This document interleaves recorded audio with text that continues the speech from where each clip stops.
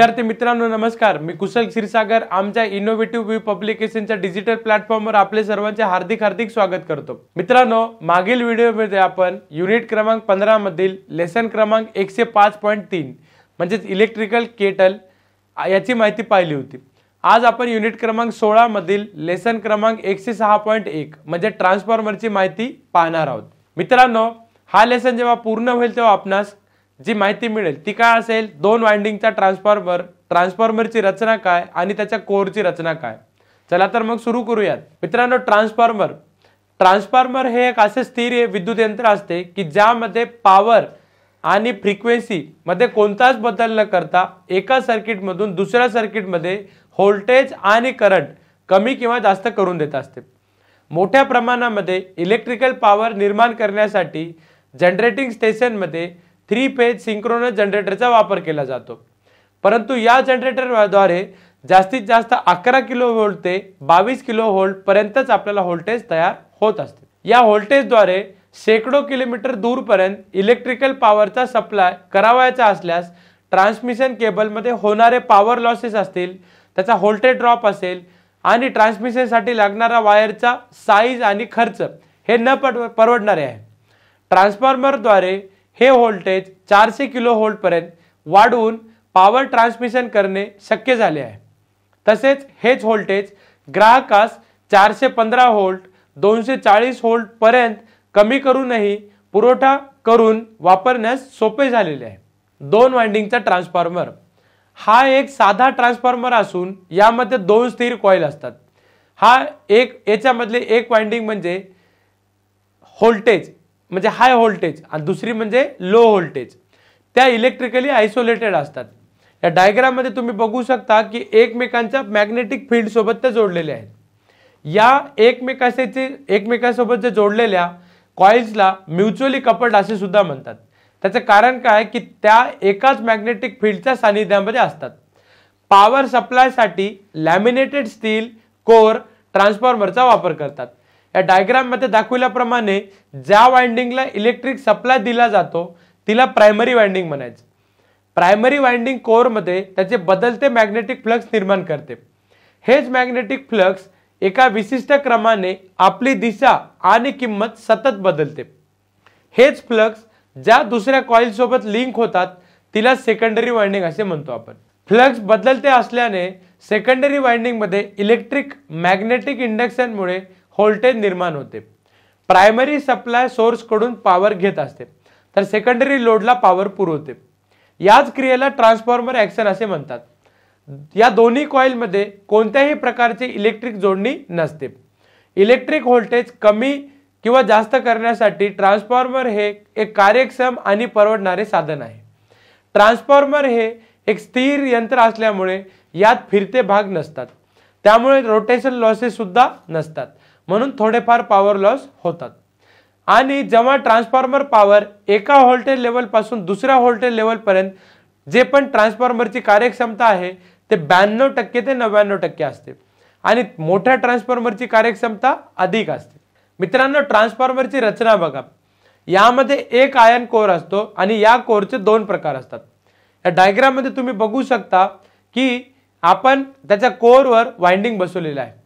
पहिल्या प्रकारचा कोर पण आहे, चौकोनी कोरच्या दोन लेगवर स्वतंत्र कॉइल बसवलेले आहेत। याच प्रकारच्या ट्रान्सफॉर्मर मध्ये त्याचे जे वाया जाणारे जे फ्लक्सचे प्रमाण हे अधिक असते। लिकेज फ्लक्स अधिक असल्यामुळे या ट्रान्सफॉर्मरचे व्होल्टेज रेग्युलेशन कमी मिळते, म्हणून अशा प्रकारच्या कोरचा उपयोग कमी व्होल्टेजच्या वाइंडिंगवर अधिक व्होल्टेजचे वाइंडिंग कोरवर जवळ बसविले जाते।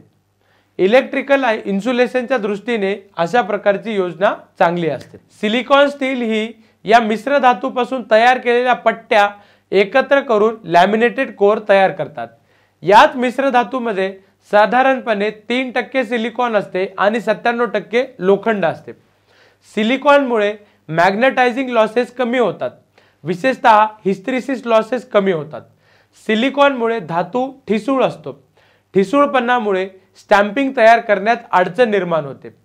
बहुतेक लॅमिनेटेड मटेरियल कोल्ड रोल्ड असतात आणि त्यामधील स्फटिकाची व कणाची विशिष्ट रचना प्राप्त करण्यासाठी एनिलिंग केलेले असते। त्यामुळेच या मटेरियलची परमिएबिलिटी अधिक असते आणि हिस्टेरिसिस लॉसेस कमी होतात.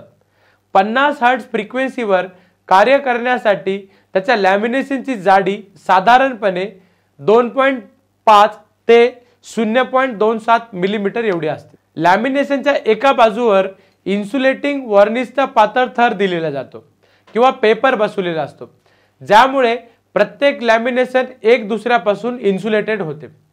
प्रथम कॉइल्स वाइंडिंग करून त्या कोरवर बसवले जातात. कॉइल्स व्यवस्थित बसवण्याच्या दृष्टीने त्याच्या कोरची रचना केलेली असते. त्यासाठी कोरची रचना कमीत कमी 2 भागात केलेली जाते. या डायग्राम मध्ये तुम्ही बघा की जे पण त्याचा आपण कोर टाइप ट्रान्सफॉर्मरचा कोर दाखवलेला आहे, तर त्याच्यामध्ये यू टाइप म्हणजे यू शेप्ड आणि आय शेप्ड असे टाइप जे आहे ते लॅमिनेशन पासून तयार केलेले आहे. जे शेल टाइप जे ट्रान्सफॉर्मर आहे त्याचा कोर तुम्ही डायग्राम मध्ये बघू शकता, एकतर ई टाइप आणि आय टाइप लॅमिनेशन पासून तयार करतात. आता कोरची रचना बघा. जास्त बरं जॉइंट करणे हे नियमानुसार मर्यादा येतात. जॉइंट हा घट्ट बनवायचा आणि मॅग्नेटिक सर्किटचा रिलेक्टन्स कालांतराने कमी होत जातो. मॅग्नेटिक सर्किटचा रिलेक्टन्स कमी करण्यासाठी लॅमिनेशन नटबोल्टच्या साहाय्याने एकत्र घट्ट केले जातात. याच कोरच्या लेगवर चौरस, चौकोनी आणि गोलाकार कॉइल्स बसवले जातात. मोठ्या ट्रान्सफॉर्मर मधील कॉपर लॉस कमी करण्यासाठी आणि कॉपरचा वापर कमी करण्यासाठी या डायग्राम मध्ये दाखवल्याप्रमाणे त्याच्या स्टेप्ड कोरची रचना दाखवलेली आहे. अशा प्रकारच्या रचनेमुळे कॉपर कंडक्टरचा प्रत्येक वेढा त्याच्या कोर क्रॉस सेक्शनच्या जवळून जातो आणि व्यवहारात ट्रान्सफॉर्मरच्या लेगवर प्रायमरी आणि सेकंडरी वाइंडिंगच्या 2 किंवा 2 पेक्षा अधिक कॉइल्स असतात. त्याची जोडणी सिरीज आणि पॅरलल या दोन्ही पद्धतीने केली जाते. लॅमिनेशन एकत्र प्रेस करतात, त्यामुळे त्यातून येणारा आवाज प्रतिबंध होतो. कॉइल्स वॉर्निश मधून बुडून काढलेले असतात. कोरचे लॅमिनेशन क्लॅम्पिंग सेल राहिल्यास त्याच्या कोर मधून हमिंगचा आवाज येतो, त्यामुळे आक्षेपार्ह आणि ऐकू येईल असा आवाज ट्रान्सफॉर्मरच्या कोर मधून येतो. म्हणून कोर्स या हायड्रोलिक प्रेशर देऊन घट्ट केलेले असतात आणि यातील एअर गॅप नाहीसा केला जातो. आयर्न कोर आणि वाइंडिंग थंड करण्यासाठी मोठमोठ्या ट्रान्सफॉर्मरमध्ये विशिष्ट प्रकारचे ऑइल ट्रान्सफॉर्मरच्या टाकीमध्ये भरलेले असते, त्यामुळे कोर आणि वाइंडिंग थंड राहते. ट्रान्सफॉर्मरमध्ये निर्माण होणारी उष्णता नष्ट करण्यासाठी ट्रान्सफॉर्मर ऑइल त्या भोवती ठेवतात. ती वातावरणातील हवा किंवा पाणीमध्ये रूपांतरित होते. ट्रान्सफॉर्मर कोणत्या आकाराचा आहे हे महत्त्वाचं नाही, तर हे सगळे एकाच तत्वावर कार्य करतात. हा तर विद्यार्थी मित्रांनो, अशा प्रकारे आज आपण 2 वाइंडिंगचा ट्रान्सफॉर्मर म्हणजे 2 वाइंडिंगचा ट्रान्सफॉर्मर, त्याच्यानंतर ट्रान्सफॉर्मरची रचना कशी असते आणि कोरची रचना काय, हे सगळे पॉइंट शिकवले. तुम्हाला या सगळ्या पॉइंटवर होमवर्क सुद्धा करायचा आहे. तेव्हा तर मित्रांनो, अशा प्रकारे आज आपण लेसन क्रमांक 106.1 ट्रान्सफॉर्मर याची माहिती पाहिली. पुढील व्हिडिओमध्ये आपण लेसन क्रमांक 106.2 म्हणजे ट्रान्सफॉर्मरचे तत्व याची माहिती पाहणार आहोत. तेव्हा तर मित्रांनो, भेटूयात आपल्या पुढील व्हिडिओमध्ये. आणि आमचा हा व्हिडिओ आवडल्यास लाईक करायला, शेअर करायला विसरू नका. व आमचं जे यूट्यूब चॅनल आहे IVVP ऑनलाईन, या यूट्यूब चॅनलला नेहमी सबस्क्राईब करा. बेल आयकॉन मधील ऑल नोटिफिकेशनला क्लिक करा, जेणेकरून नवनवीन व्हिडिओची माहिती आपणापर्यंत पोहोचेल. तोपर्यंत धन्यवाद.